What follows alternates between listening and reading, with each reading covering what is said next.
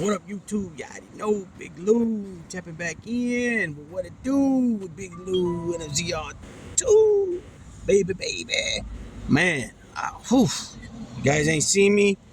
I've been out of action, boy. I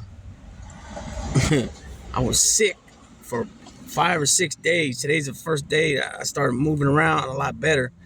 I mean, yesterday I started moving around a lot better, but today a lot better. Oh man, I had it started off with chills real early in the morning with some chills, but I had to use the restroom. Then from trying to use the restroom, I started having vomiting, and then it went to more chills and just cold sweats. And oh man, I don't know how I got it, where I got it, who I got it from. I'm pretty sure it was probably from exchanging money at the store or something.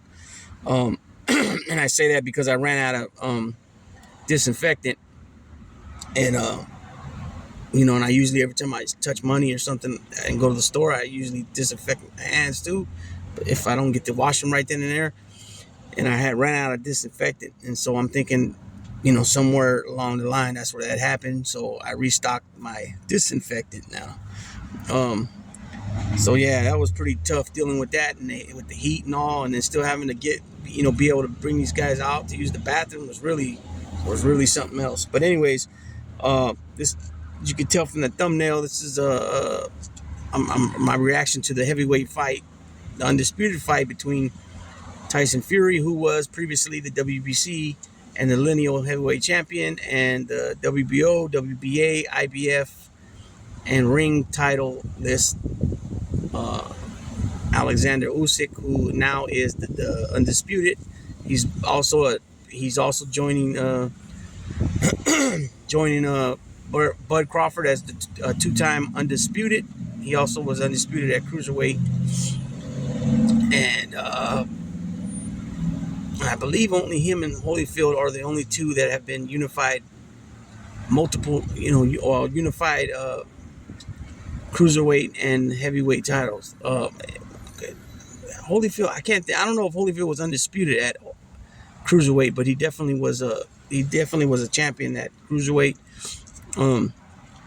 This is the first time there's been an undisputed at heavyweight since 1999, Lennox Lewis, which I believe, though, back then, Lennox Lewis, it was still just 3 belts. It was WBC, WBA, IBF. They weren't really recognized in the WBO as a true world title, which they are now. And so a little reaction from the fight. We got a lot of action there. It was how I expected it. Usyk was more, in my opinion, he boxed a lot better. He was a lot quicker with his feet.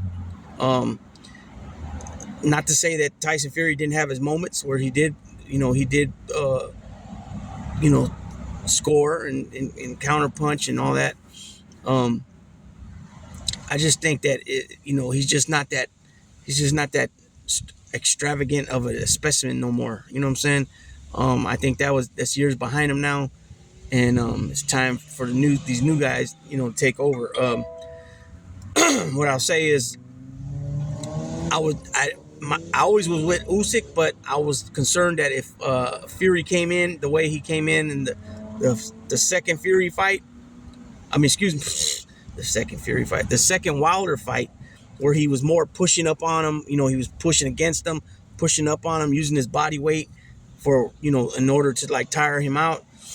I was hoping that, not hoping, but I was wondering if he was going to come in that way, and if he came in doing that, it was going to be a lot difficult for Usyk to defend himself and such, because even though Wilder was he's still 6'7", he was only 215, 218, something like that. Usyk 6'3", which in the normal heavyweight days, that was considered a real good size heavyweight. Height wise, 6'3". George Foreman 6'3". Holyfield 6'2", Muhammad Ali 6'2". Lennox Lewis 6'5". Riddick Bowe 6'4". Excuse me. So it changed a little bit. With a lot of these big heavyweights. Anthony Joshua 6'6". I think Big Bang Zhang's like 6'6". Joseph Parker's like 6'4". You know what I mean? Dubois, I think he's about 6'4" too. But Usyk came in there and he got his game plan and he did his thing. And I also think that at that point when the ref stopped the fight for a standing 8 count, I believe he saved Fury from getting knocked out. Because he was, I mean, I was like, I know definitely from my recollection, twice he rocked him to where he lost pretty much all his balance and he fell into the ring, into the ropes. That second time more dramatic than the first time, meaning he had less control. And if the ref didn't step in there and call a standing 8 count, and then that helped the bell to save him, I think he would have been KO'd. If not KO'd, he would have definitely been dropped on his butt, and who knows. But then again, you can't count him out, because look when Deontay Wilder did in the first fight, where he hit him as he was falling, and everybody thought he was out of it, and all of a sudden his eyes opened, and it was what it was. So there's two articles that I ran across that I found kind of interesting. This one here is about that if Usyk takes the rematch, which is in the contract clause, if Usyk takes the rematch with Fury, that he's set to lose his his IBF belt, and it'll with Dubois poised for title shot. So Usyk expected to face Tyson Fury in an immediate rematch could mean the IBF belt is stripped away from the undisputed champion. Dubois then set to fight Philip Horgovic for IBF vacant in June. So that's a little trip right there, where they get right involved right away, just like what they did with didn't they do that with Jermell Charlo and I think Crawford too, but for sure Jermell Charlo. Usyk's undisputed world heavyweight titles are set to fragment, with Britain's Daniel Dubois poised to fight for the vacant IBF belt. The Ukrainian defeated Fury to unify the WBC, WBA, WBO, and IBF heavyweight belts in Saudi Arabia on Saturday, but he will only reign supreme for a short spell, as one of the sport's governing bodies is likely to strip away a title. Usyk is expected to face Fury again in an immediate rematch, but the IBF mandatory title challenger, Philip Horgovic, has been waiting for his own title fight, and the Croat's upcoming bout against Dubois could be for the vacant IBF belt on June 1st. That's only freaking what? That's not even that's a week away. 10 days away. Usyk, Frank Warren, who promotes Fury and Dubois, told Sky Sports he's done something no one else has done. He's unified the 4 belts. Talking about Usyk. 4 belts on the line is the start. I'm quite sure they'll fragment after that, and then it will happen again. We're in such a good place as a sport, and there's such a good things happening. You just can't see it ending, because there's so many good fights to be made. We've got the Usyk Fury rematch. Provided AJ keeps winning, he can be in the mix, and then you've got all the youngsters coming through. Okay, yeah, AJ keeps winning. I mean, in my opinion, he's got to fight Fury. I mean, even if Usyk and Fury fight again, and Usyk comes out on top again, Usyk's already beat Joshua twice. Fury and Joshua hasn't fought, so then you start having them dudes fight, and then the champ step back and let's see what's happening. Or Usyk get in the ring with Joseph Parker, you know what I'm saying, or Andy Ruiz, or one of these other guys, you know what I'm saying. He already beat Dubois too, so he can get in there with Joe Joyce, but Joe Joyce comes off 2 losses. So I mean, what are we talking about here? The champion's going to be fighting guys that he's already beat multiple times, and then guys that have beat other guys, but now that they automatically get to come right back up and fight him again. I think Usyk's going to go ahead and let the belt go, because he's going to go where the money's at, right? It's going to be way huger money to fight, instead of fighting the mandatory and IBF to fight Fury, and he's looking out for him and his in the future. You know what I'm saying? So that's that one. The other article I seen was about that And this seems to be a theme that keeps replaying itself in Saudi Arabia. Fury versus Usyk loses over 100 million in revenue after data uncovers staggering 20 million illegal streamers. Millions of fight fans watch Usyk unify the world heavyweight titles by defeating Tyson Fury last week in Saudi Arabia. Most of them didn't pay for it.